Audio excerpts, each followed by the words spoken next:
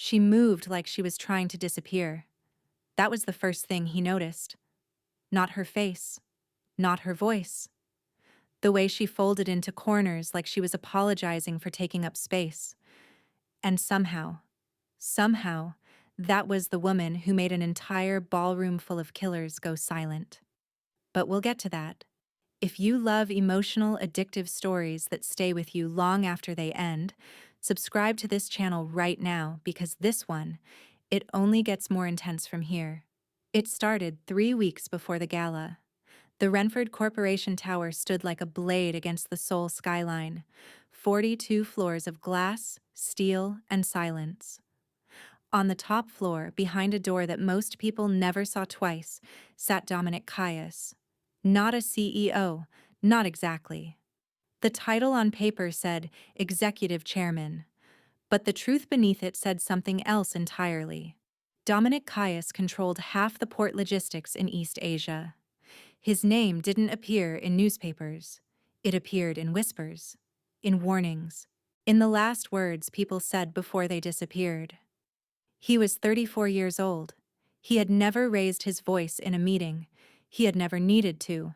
And right now, he was reading a file that didn't make sense. His assistant had been with him for 11 months. Quiet, efficient, forgettable.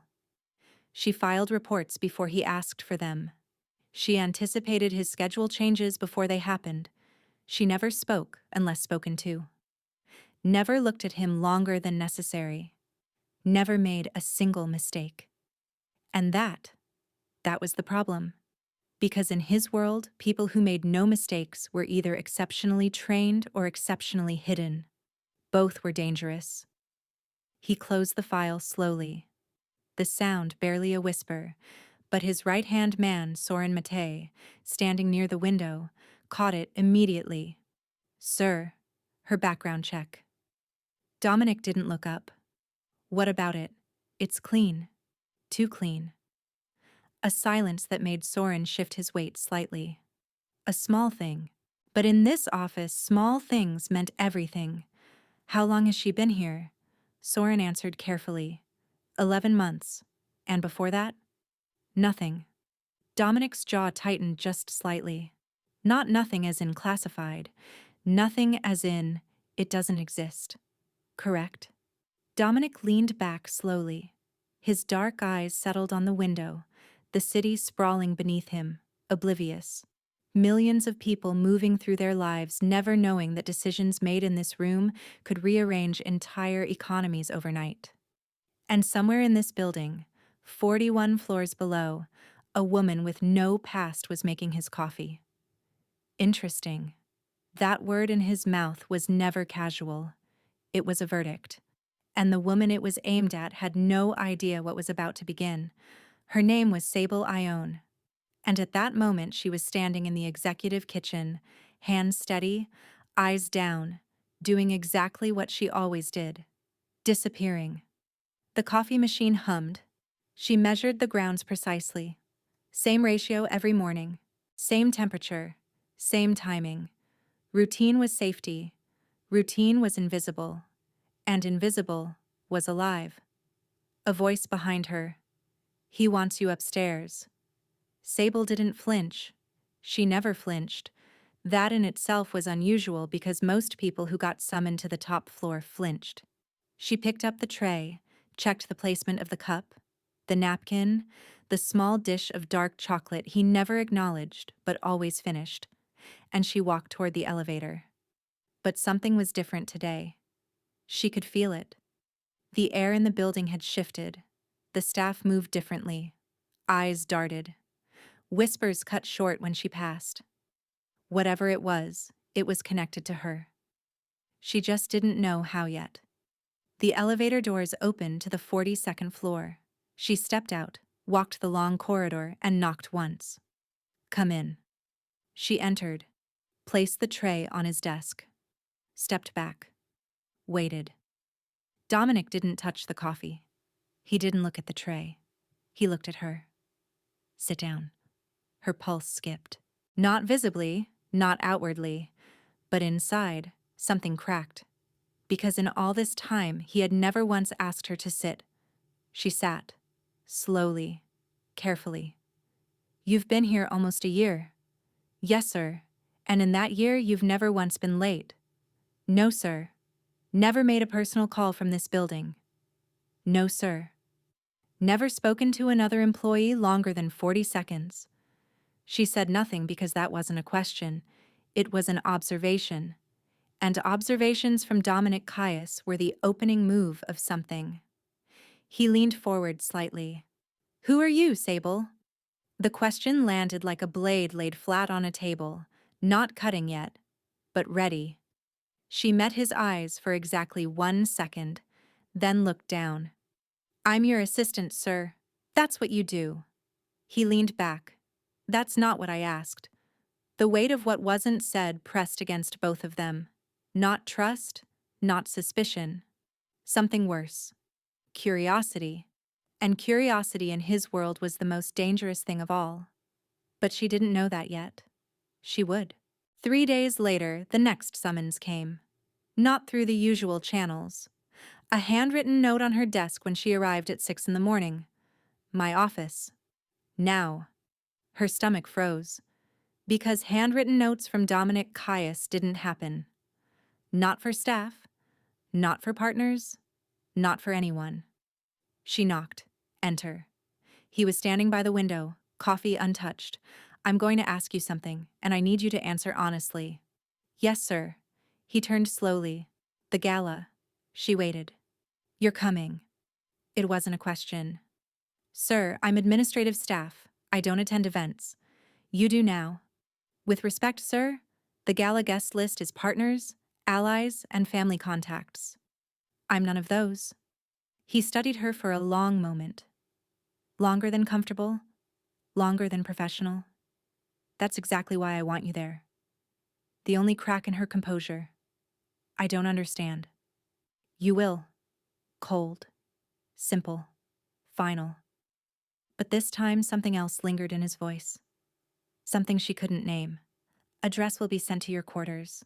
Sable stiffened. "You'll arrive at 8. You'll stay near me. You'll speak to no one unless I introduce you. And you'll watch." "Watch what?" "Everyone." That single word changed everything because suddenly, this wasn't about attending a party. This was a test. And she had no idea what she was being tested for.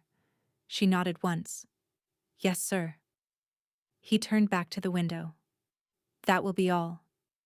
And just as her hand reached the door handle, his voice stopped her. "One more thing. Don't disappear at this one." Her chest tightened because somehow he had seen the one thing she thought no one could see, the thing she had spent her entire life perfecting. And he was asking her to stop. She left without answering. But the question followed her down 42 floors, through the lobby, into the street, and into her sleep that night. Because no one had ever asked her to be visible before. And she didn't know if that was a gift or a sentence. Meanwhile, on the 38th floor, a call was being made. A woman's voice, smooth, controlled, lethally polished. He invited who? His secretary. Laughter.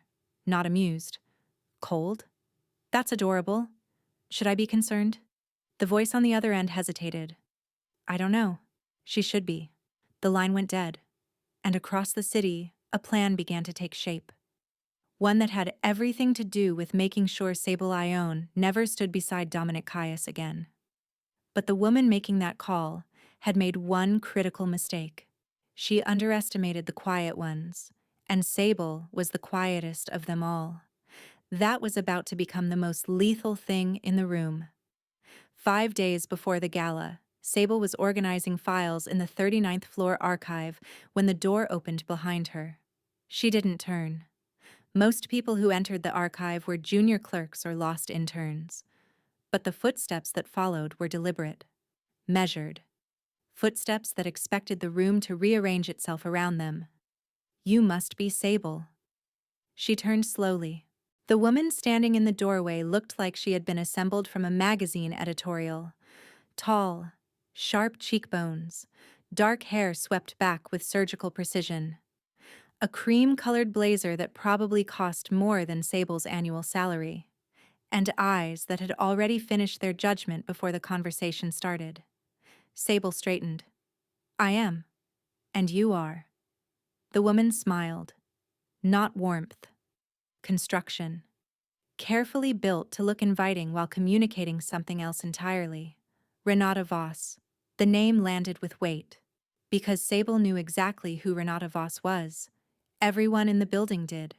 Daughter of Gregor Voss, the man who controlled shipping insurance across 4 continents. Dominic's most powerful allied family. And according to every whispered conversation Sable had overheard, the woman Dominic was expected to marry. Expected. Not chosen. There was a difference. But in their world, expectations carried more weight than choices. Renata walked in slowly, her fingers trailing along a shelf. So you're the one he's bringing to the gala. He asked me to attend. Asked? Renata repeated the word like it was amusing. Dominic doesn't ask. He assigns. You should know that by now. Can I help you with something? Renata turned fully, leaned against the shelf. Arms crossed. I wanted to meet you. Everyone's been talking about the quiet secretary who caught the chairman's attention. I haven't caught anything. I do my job. Renata tilted her head. That's exactly what makes it interesting. You know what I've learned about men like Dominic. They don't notice people. A step closer. They notice patterns. And when a pattern breaks, they become obsessed. Not with the person. With the irregularity. Renata's smile sharpened. You're an irregularity, Sable. That's not the same as being special. The words landed precisely where they were meant to.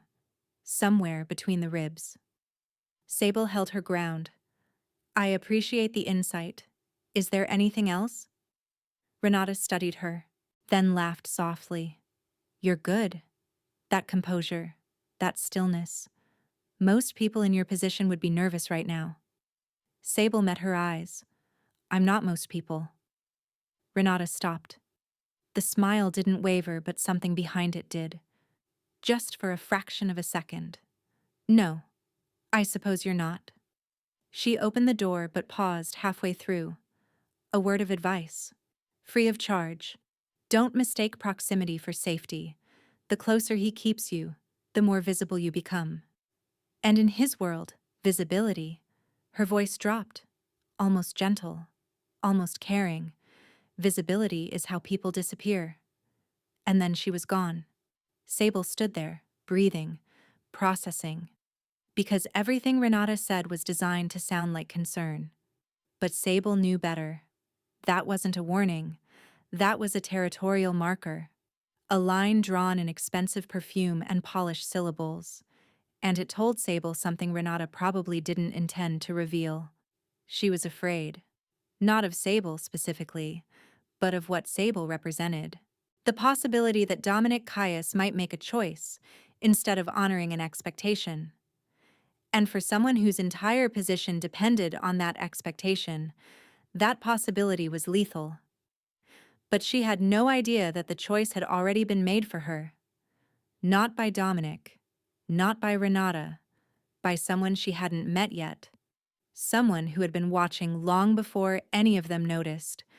And when that person finally stepped into the light, nothing would ever be the same. The gala was in 4 days. Sable was sitting in the private conference suite on the 42nd floor. No windows to the outside, just walls lined with dark oak, a single table, and 2 chairs. It felt less like an office, and more like a confession booth. Dominic sat across from her. No files between them, no coffee, no pretense. I need to prepare you. For the gala. For what happens at the gala. Those are different things.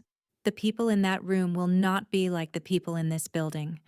I've handled difficult people before. Something at the corner of his mouth shifted. A fraction. These are not difficult people. These are dangerous people. And they will look at you, study you, Test you within the first 30 seconds of eye contact. Test me for what? For weakness, for leverage, for anything they can use against me. And there it was. The truth beneath the invitation. She wasn't a guest. She was a variable he was introducing into a controlled environment, and he needed to know how she would perform under pressure most people never experienced. What do you want me to do? Watch. Listen. Remember every detail. Who talks to who avoids who smiles too quickly and who doesn't smile at all. You want me to be your eyes.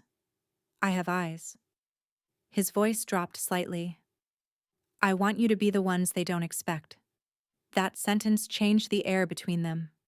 Because it wasn't just tactical. It was trust. Real trust. The kind he didn't extend to anyone.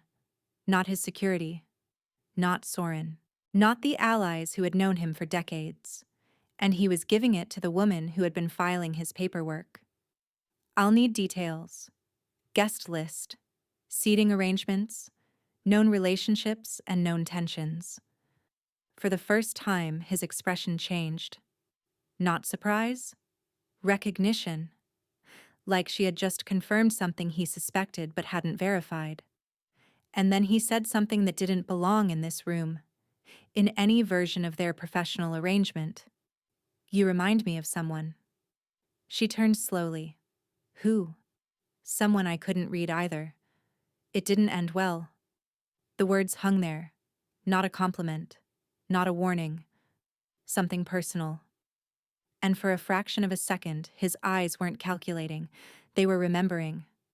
And whatever he was remembering, it cost him something to say it. I'm sorry to hear that. Her voice came out softer than she intended. He noticed. She saw him notice. That tiny crack in the professional glass between them, that was where danger lived. That evening, Sable sat in her small apartment. 4 rooms, minimal furniture, nothing on the walls. A space designed for someone who might need to leave quickly. She had lived in places like this before, different cities, different names. Always the same impermanence. The files from Soren arrived at 9, 214 names, each one linked to an organization, a family, a network. She cross-referenced from memory, because her memory was not ordinary. It was precise, photographic in bursts, trained by something she no longer spoke about. By midnight, she had memorized every name, every face, every known alliance, and every suspected fracture. She closed the tablet, sat in the dark, and allowed herself to think the thing she had been avoiding. He sees me, not the version she had built, not the quiet assistant who filed reports and folded into walls. He saw past all of it. Not fully, not yet. But he was looking in the right direction, and that meant she had a choice. Go deeper into the disguise, or let it start to crack. But none of that mattered yet. What mattered was the dress that arrived the next morning. Black. Simple. Devastating. Hung on her door with no note. She touched the fabric once. Silk. Real silk. And for just a moment, her fingers trembled. Not from fear, from memory, because she had worn silk before, in another life, in another name. And the last time she wore it, someone died. She pulled her hand back, steadied her breath, and closed the door. But the memory didn't close with it. It never did. The night of the gala arrived like a held breath finally released. The Renford Grand Hall occupied the entire ground floor of a building Dominic owned, but never used for business. Chandeliers that cost more than apartment buildings. Floors polished to mirror finish. Music that floated just below conversation, never above it. Everything designed to communicate one thing: power. Sable stood at the entrance. The black dress fit like it had been made from a photograph of her body. Hair pulled back, minimal jewelry, no perfume, nothing to draw attention, but enough to belong, at least on the surface. She stepped inside and immediately felt it. Eyes. Dozens. Subtle. Practiced. She moved through the crowd watching, cataloging. A man near the bar shifted his weight when a woman in red passed. Tension. A cluster of men near the east wall laughed too loudly. Performance. Two women near the staircase spoke in low voices, but their eyes tracked someone across the room. Coordination. And then she saw him. Dominic stood near the center of the room. Black suit. No tie. Surrounded by people but somehow completely alone. She knew that look. She recognized it because she wore it too. The careful construction of presence that kept everyone at exactly the right remove. Their eyes met across the room. He didn't smile. He didn't nod. He just looked at her. And something in that look said, "Good. You came." And something beneath it said, "I wasn't sure you would." She reached him, stood beside him. Not behind, not in front. Beside. "You look." He paused. Different. Different how? He didn't answer, but his eyes stayed on her a second longer than necessary. And that second was louder than any compliment. 2 hours in, a man approached. Tall. Silver hair. A smile that never reached his eyes. Victor Soren. Arms dealer turned legitimate importer. High risk. Unpredictable. Dominic. And who is this lovely addition? Sable felt his eyes on her like a searchlight. Not appreciative. Acquisitive. My associate. Associate. Victor repeated the word slowly, tasting it. His gaze swept down and back up. That's a generous title for someone so quiet. Then Victor did something unexpected. He reached out and touched her arm. Light. Casual. Deliberate. "Tell me, do you speak or just stand there looking ornamental?" She was about to respond, measured, professional. But she never got the chance. "Remove your hand." Dominic's voice didn't rise. It dropped. And somehow that was worse. Because volume was emotion. And this was something colder.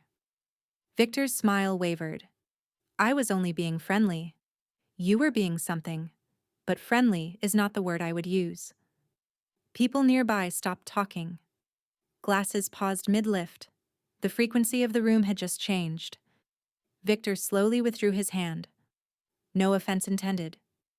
Dominic didn't blink. None taken. Yet. That single word landed like a door closing on every exit in the room.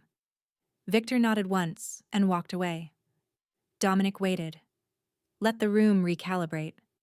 Then quietly, barely above the music. "Are you all right?" She blinked. Because no one in this world asked that question. Not genuinely. "I'm fine. You didn't have to do that." "Yes, I did." Simple. Final. But something under the finality. Something human. And across the ballroom, watching from a balcony above, Renata Voss held a champagne glass she hadn't sipped from once. Her eyes locked on the two of them. Not angry. Calculating. Because what she had just witnessed was a man drawing a line. In public. In front of everyone who mattered. And Renata knew exactly what that meant. The game had changed. And she intended to change it back. Whatever the cost. But the most volatile moment hadn't happened yet. It was coming. And when it arrived, no one in that room would ever look at Sable Ione the same way again. Within an hour of Dominic's confrontation with Victor, Renata had already made 4 calls, each one precise, each one strategic. She didn't need to destroy Sable, she just needed to remove her. And in their world, removal didn't require violence, it required leverage. The morning after the gala, Sable arrived at the tower at 5:50. The lobby was empty except for a security guard she didn't recognize. New rotation. Unusual. She badged through. Pressed 42. The panel didn't respond. She pressed again. Nothing. A voice behind her. "You've been reassigned." A woman from Human Resources. Clipboard in hand. Expression carefully neutral. Effective immediately. You're being moved to the External Logistics Office. External Logistics was a warehouse complex on the south side of the city, 40 minutes from the tower, completely disconnected from everything. From him. On whose authority? Executive restructuring. Your access to the upper floors has been revoked. Sable didn't move. I report directly to the chairman. The woman's expression flickered. Not anymore. And just like that, erased. Not with a confrontation, with a clipboard and a reassignment form. Clean, bureaucratic, untraceable. Sable stood in the lobby for exactly 7 seconds. Then she did something she had never done in this building. She pulled out a second phone, one that no one here knew existed. She typed one message, 4 words, sent it, and waited. 23 minutes later, the lobby doors opened with force. Soren walked through first. Behind him, Dominic Caius. And the look on his face wasn't anger. Anger was hot, uncontrolled. This was the expression of a man who had just discovered that someone in his own structure had moved a piece on his board without permission. Where is she? His voice cut through the lobby like a blade through paper. Chairman, she's been reassigned to the external. Who authorized it? The HR woman reappeared. Sir, it came through the executive restructuring channel. I don't have a restructuring channel. Every syllable tighter than the last. Someone manufactured this. And I want to know who. He turned. And then he saw her. Standing near the elevator she could no longer access, hands at her sides, expression unreadable, but her eyes were different. Not afraid. Not resigned. Something that looked almost like already knowing. He walked toward her, stopped in front of her. Close. Too close for professional. Too controlled for personal. You're not leaving. Someone made that decision for me. No. His jaw tightened. Someone tried. They failed. Your access is restored. Effective now. She studied him. And the person who did this. Something cold settled into his expression. They'll be handled. 2 words. No detail. No performance. Just a quiet promise that carried the weight of absolute certainty. Because Dominic Caius didn't make threats. He made corrections. And corrections in his world were permanent. Sable walked past him toward the elevator. Pressed 42. The doors began to close. And just before they did, she looked at him one more time. And something passed between them. Recognition. A look that said, I see what you just did, and I know what it cost you. Soren approached carefully. Sir, find out who authorized it. Already on it. The restructuring code traces back to the Voss family office. That confirmation changed everything, because it meant Renata had moved against him openly, and an open move required an open response. The engagement discussions with the Voss family. End them. All of them. Sir, that's a $12 billion alliance, and she tried to remove someone under my protection. From my building, from my floor. Nothing is worth $12 billion if I can't control what happens inside my own walls. Somewhere across the city, Renata Voss received a formal communication. 6 words. All partnership discussions are hereby suspended. She read it 3 times, then threw her phone against the wall. Because she had underestimated something. Not Dominic's power. His willingness to burn an alliance over a woman who filed his paperwork. Which terrified her. Because it meant this wasn't strategy anymore. This was something she had no playbook for. But the deepest fracture wasn't between Dominic and Renata. It was inside Sable. Because someone had chosen her. Someone had stood in a lobby before sunrise because she sent 4 words on a phone no one knew she had. And something inside her. Something locked away behind years of false names and empty apartments that something was beginning to crack open. Not trust. Not yet. But the terrifying possibility of it. And she had no idea how to survive it. 2 days later, the tower felt different. not quieter, tighter, like every hallway was holding its breath. She was organizing his evening schedule when he spoke. "Come in." She hadn't knocked. He simply knew she was there. He was standing by the window. Something different in his shoulders. A tension she hadn't seen before. Not anger. Something heavier. "You sent me a message. From a phone I didn't know you had." She met his eyes. "Yes." 4 words. He stepped closer. "What were they?" "You already know." Because he did. The message had said, "They're removing me." 4 words that reached a man who came to a lobby before sunrise because of them. And that sat between them now like a confession neither had agreed to. "Why did you have my private number?" "Because I'm good at my job." That's not an answer. It's the only one I have right now. He studied her, not with suspicion, with frustration, the kind born from wanting to understand something that refused to be understood. "You had a hidden phone, a private number. No one in this building knows either exists. And yet, you chose to use them." She swallowed, because she could feel it now. The edge. The place where professional ended and personal began. And once you crossed that line with someone like Dominic Caius, there was no going back. "Because I trusted you." The words came out before she could stop them. Unplanned, and they landed in the room like something fragile dropped from a great height. Dominic didn't move, but something behind his eyes cracked. The way stone cracks under pressure it has been absorbing for years. "You don't know me." His voice was quieter now, almost rough. "I know enough." "Don't. Don't say things you can't take back." "Why?" "Because I won't forget them. And in my world, things people can't forget become liabilities. Then maybe I'm already a liability. Heavy. Charged." And Dominic looked like a man standing on the edge of something he had been avoiding his entire life. "You should be afraid of me." "Should I be?" "Yes." She took a breath. "Are you afraid of me?" Absurd in any other context. A secretary asking the most powerful man in the room if he feared her. But in that moment it was the most honest thing either of them had ever asked. He didn't answer with words, but his hand moved. Slowly, not reaching for her, just unclenching, opening. Like he was releasing something he had been holding too long. And just as the distance closed to something that couldn't be called professional, Soren's voice cracked through the intercom.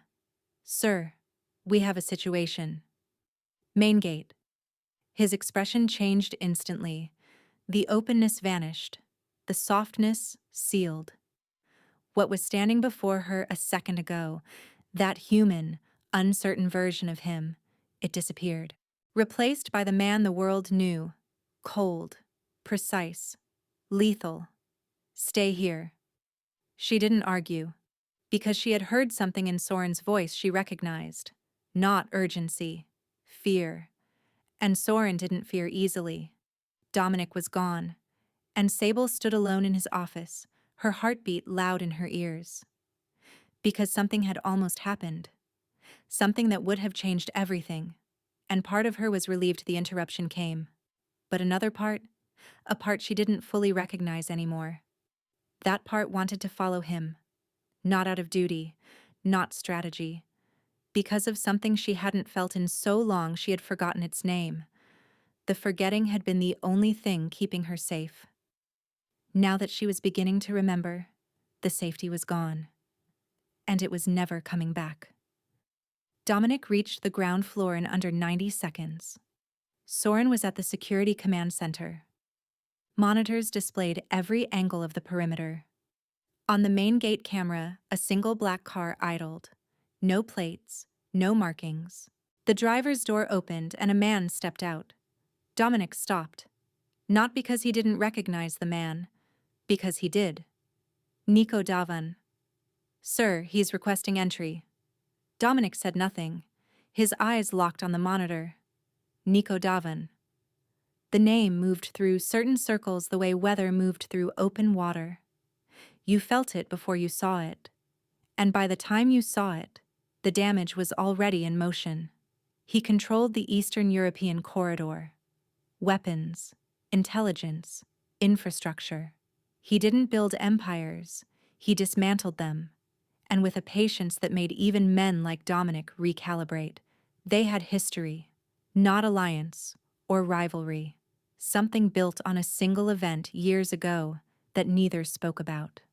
Something that sat between two men like a loaded weapon on a table, always visible, never touched. Until now. Let him in, sir. I said, let him in. Not because he wanted to, because refusing would signal something he couldn't afford to signal. 3 minutes later, Nico Devon stood in the lobby. Tall, lean, a face carved from something ancient and cold. His smile made you check your exits. Dominic. Nico. What brings you to my building? Business. Lies. But here was the game. You held a gala recently. I wasn't invited. It wasn't that kind of event. Nico smiled wider. I heard it was quite the evening. New faces, new arrangements.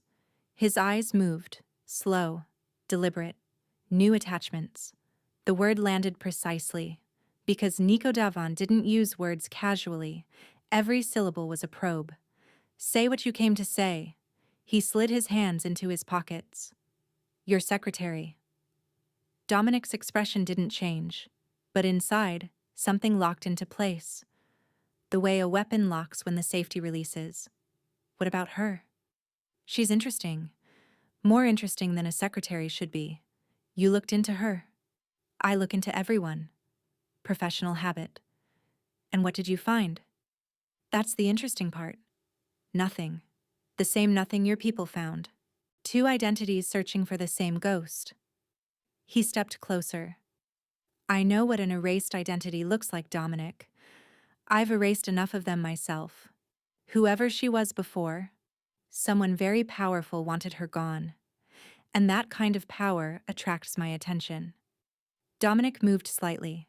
Not forward, sideways, placing himself between Nico's sightline and the elevator, where she was, unconscious, automatic, unmistakable. And Nico saw it. That's what he came for. Not information, confirmation. He wanted to see how Dominic would react, what he would protect without thinking. Now he knew. Nico stepped back. I'm not here to start trouble, just to introduce a thought. Whatever she is, she's valuable. And valuable things in our world don't stay unclaimed for long. He turned toward the door. One last thing. The people who erased her. A slow look over his shoulder. They're still looking. And then he was gone. The lobby exhaled. But Dominic didn't. Because Nico hadn't come to threaten. He had come to mark. To plant a flag that said, I know what you have. And now I'm watching. Double the perimeter security. Quietly. Add 2 people to her detail. She doesn't know about this. Sir, she deserves to know. No. She deserves to be safe. Those are not the same thing. Sir, if someone is still looking for her, then we find them first. Before they find her. Before they find out she matters to me. Because that is the part that puts her in danger. He stepped into the elevator, and somewhere between the lobby and the 42nd floor, Dominic allowed himself to think the thing he had been resisting since the night of the gala. This isn't strategy anymore, and he didn't have a plan for that. 72 hours later, the results came back. Not through official channels. Through a network Dominic maintained separately. People who found things that were meant to stay buried. He sat in his study. Glass of whiskey untouched. The file on his desk was thin. 5 pages. A photograph. And a name. Not Sable Ione. Sable Ione didn't exist before 6 years ago.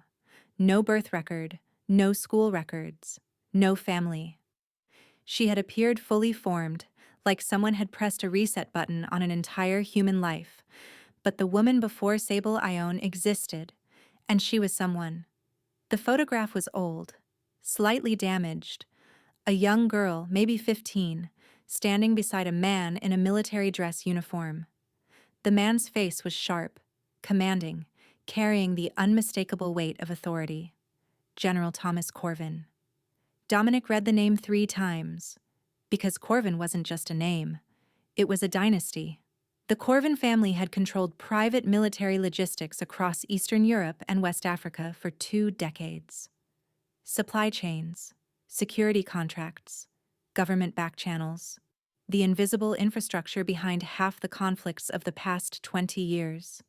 And then, 8 years ago, they vanished. Overnight. Every asset seized. Every family member gone. Official story. Internal collapse. Unofficial story. Targeted elimination. Someone dismantled the Corvin network from the inside, destroyed everything. And in the chaos, one person disappeared completely. The general's daughter. He read the name beneath the photograph. Sabella Corvin. Sabella. Sable. She hadn't even changed it much, just trimmed the edges until it fit a smaller life. He called Soren. One instruction. Bring her to me. She arrived 11 minutes later. Measured steps, controlled breathing.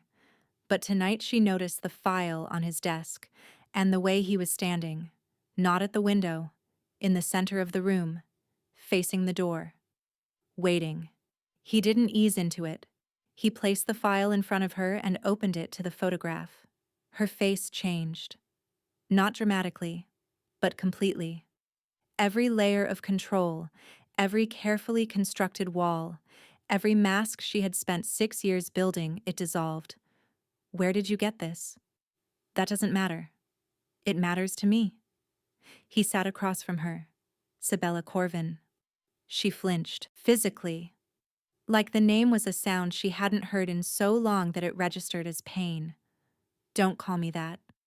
And in the silence, Dominic saw something he had never seen in her. Grief. Not the surface kind, the kind buried so deep inside a person it became structural, part of the foundation. Remove it and everything collapsed. They killed him. Her voice came out hollow.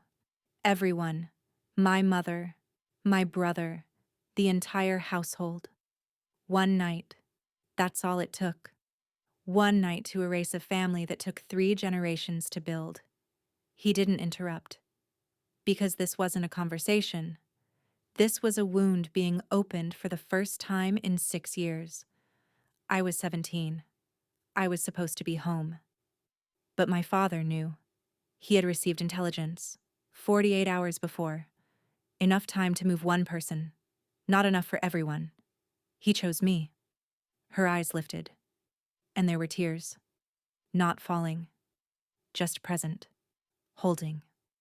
He put me in a car with a man I had never met, gave me an envelope. New name. New history. New life. And then he went back inside. I heard the explosions from the highway. Her voice cracked. I didn't look back. He told me not to look back. And I didn't. Dominic sat with the silence, let it fill the room, then carefully. Who did it? She looked at him, and in her eyes he saw resolution. I don't know, but someone does. The intelligence my father received came from inside his own network. Someone he trusted. Someone close. And they're still out there. She nodded. They're still looking for me. Because as long as I'm alive, the Corvin legacy isn't dead. And the people who destroyed it need it dead. Everything recontextualized. The hidden phone. The invisible precision. The way she memorized 200 names in one evening. She wasn't just hiding from her past. She was surviving it. Every single day. You should have told me. I couldn't trust anyone. You trusted me enough to send 4 words on a hidden phone. She had no answer for that. Or maybe the answer was too honest to say out loud. What do you want? Not what do you need? What do you want? Nobody had asked her that in 6 years. Maybe ever. I want to stop running. I want to know who killed my family. And I want them to know that the girl they tried to erase survived. and in his eyes she saw something she hadn't expected. Not pity, not calculation. Fire. Then we find them. Together. You don't owe me this. This isn't about debt. Then what is it about?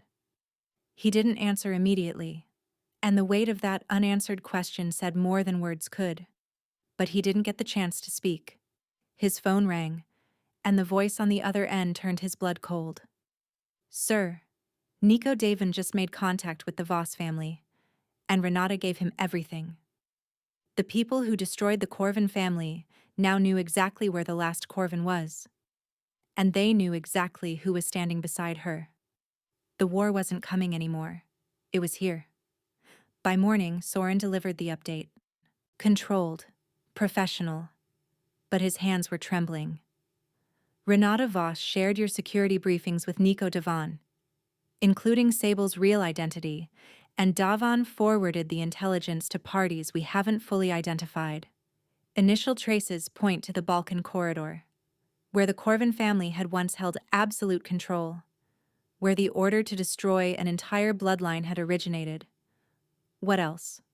We intercepted a communication, from Davin to an unknown recipient. He's proposing a trade, Sable Corvin, in exchange for full access to the remnants of the Corvin logistics network.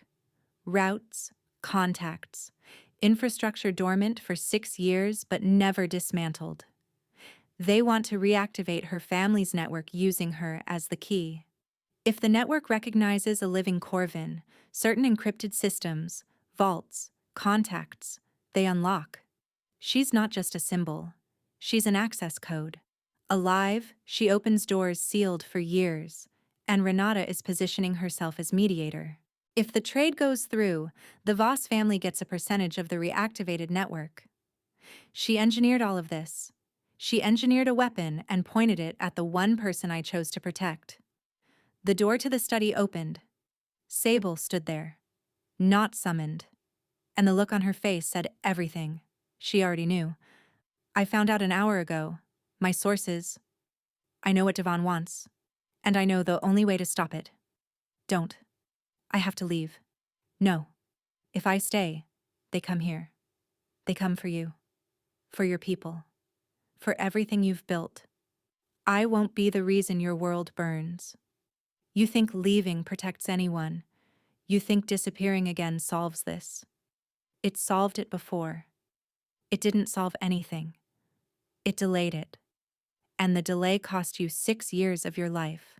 Her eyes glistened. You don't understand what it's like. To be the reason people die. To carry that every single day. Knowing that if you stay too long, if you get too close. A tear fell. If you let someone in. She wasn't talking about Devon anymore. She was talking about him. About the gravity between them. The impossible, terrifying pull toward a person who represented everything dangerous about letting your guard down. I'm not letting you go. Not because of volume. Because of certainty. Absolute. Non-negotiable. You barely know me. I know that you survived something that should have destroyed you. I know that you rebuilt yourself from nothing. I know that every morning you wake up and choose to exist in a world that tried to erase you. And you do it with more strength than anyone I have ever met. That's not enough. It's everything. And I'm not letting you walk out of this building. He reached for her hand. Slowly. Not to stop her. Not to control her. To choose her. His fingers closed around hers. Warm. Steady. Unshakable. If they want you, they come through me. You'll lose everything. Then I lose everything. That was not strategy. That was not calculation. That was a man choosing a woman who carried a dead family's name and a living fire in her chest. Over every safe, rational, profitable option available to him. Soren stood near the door. Silent. He made his own choice. Pulled out his phone. Dialed. And said 5 words. Activate Protocol Corvin, full deployment. The machine began to move. And there was no stopping it now. The first strike came at midnight. Dominic's southern port facility. $200 million of cargo. Devon hit it clean, surgical, no casualties, because he wasn't trying to kill anyone yet. He was sending a message. I can reach you. The second strike came 4 hours later. The Renford Data Center. A cyber intrusion. Sophisticated. Designed to extract financial records and client identities. Soren's team caught it barely. Fingerprints pointing directly to Devon's people. Intentionally. Message, not attack. The third strike never landed. Because Sable stopped it. Dominic was in the war room beneath the tower when she walked in. He hadn't summoned her. And the moment she entered, every person in that room turned. She didn't look like the woman they knew. Not because she had changed appearance, because she had stopped hiding. Her posture was different. Her eyes were different. The way she moved through the room wasn't the careful invisibility of a secretary. It was the precise movement of someone trained to command, who had simply chosen not to for 6 years. She walked to the tactical display, studied it for 11 seconds. He's going to hit the eastern warehouse next. Not the port again. The warehouse. Her voice carried differently now. Authority she had kept locked away. Why the warehouse? Because the warehouse connects to the rail network. Take the warehouse, you control the rail. Control the rail, you choke the port without touching it. He doesn't need to destroy your infrastructure. He just needs to make it useless. Everyone recognized what they were seeing. This wasn't a secretary reading a situation. This was a strategist. Someone who understood logistics, supply chains, pressure points, the mechanics of power and how to dismantle it or defend it. Dominic stepped aside, making space for her at the center of the room. What do you recommend? Her eyes met his. Are you sure? Go. Reroute the rail connections through the northern bypass tonight. Move high-value cargo to the secondary port by 0400 and send a decoy shipment through the eastern warehouse. Let him take it. Let him take it. If he thinks he's won the warehouse, he commits resources there. He overextends. And when he does, that's where he's exposed. 3 hours later, it played out exactly as she predicted. Devon's forces took the warehouse, found nothing, empty containers, decoy manifests. And while they were inside, Dominic's people closed the perimeter. Exits sealed. Communications jammed. A building that became a cage. Devon surrendered without a fight. Not cowardice. Recognition. He knew when a position was lost. When they brought him to the tower, Devon didn't look at Dominic. He looked past him. At her. Sabella Corvin. Your father would be proud. My father would be alive if it weren't for people like you. I didn't kill your family. But you would have profited from the trade. You would have used me like a skeleton key and thrown me away when the locks were open. That's the business we're in. No. Her voice carried the weight of 6 years. That's the business you're in. I was never in it by choice. But I'm choosing now. She turned to the room. To everyone watching, waiting. My name is Sabella Corvin, and I am not a key, not a trade, not a ghost. I am the last of my family, and I am done hiding. And beside her, Dominic didn't speak, didn't step forward, didn't take credit. He simply stood there, not in front of her, not behind her, beside her, because that was where he had chosen to be. 3 weeks later, the tower was quiet. Not the pressurized quiet of before, a different stillness, the kind that follows a storm when everything feels washed into something new. Devon was in custody. Renata Voss had been severed from every alliance tied to the Renford Corporation. Her family empire was intact, but isolated. She would survive. But she would never stand in this building again. The mole inside the Corvin network had been identified. Not by Dominic's team, by Sable's, using the hidden infrastructure she had maintained for 6 years, the quiet network she had built piece by piece while the world thought she was filing reports and making coffee. The Corvin logistics network remained dormant. Sabella had chosen not to reactivate it. Not yet. Not until she understood what it would cost to rebuild a legacy on something other than ghosts. She stood on the balcony of the 42nd floor. The city stretched below. The same view Dominic had studied 1,000 times. But she saw it differently. Not as territory, as possibility. A presence behind her, the kind she had learned to recognize without turning. You're up here again. I like the view. The view or the height. Both. He stepped beside her, leaned against the railing, close enough that she could feel the warmth of his arm, not touching. Just there. Soren tells me you've been reviewing the Corvin files. There's a lot to go through. My father built something extraordinary, and I need to decide what to do with it. You could walk away. She turned, met his eyes. I could, but I won't. What will you do? Rebuild. But differently. Not weapons. Not conflict infrastructure. My father protected people. That was the core of it before it became something else. I want to go back to the core. You'll need resources. Is that an offer? It's a fact. She laughed softly, and it was the first time he had heard her laugh. Really laugh. And the sound of it did something to him that no business deal, no strategic victory, no amount of power had ever done. It made him want to stay exactly where he was. I have a condition. Go on, if I rebuild. If we work together. It has to be as equals, not as your protected asset, not as the secretary you saved, as someone you chose. And who chose you back? I chose you the morning you sent 4 words on a phone I didn't know existed. I chose you when you stood in front of 200 strangers and didn't blink. I chose you when you walked into my war room and saw in 11 seconds what my entire team missed. And I chose you when you told me your real name and trusted me with something you hadn't trusted anyone with in 6 years. Dominic. He shook his head slightly. I don't say this. I've never said this. To anyone. She waited. You asked me once if I was afraid of you. She nodded. I am. Not of who you were.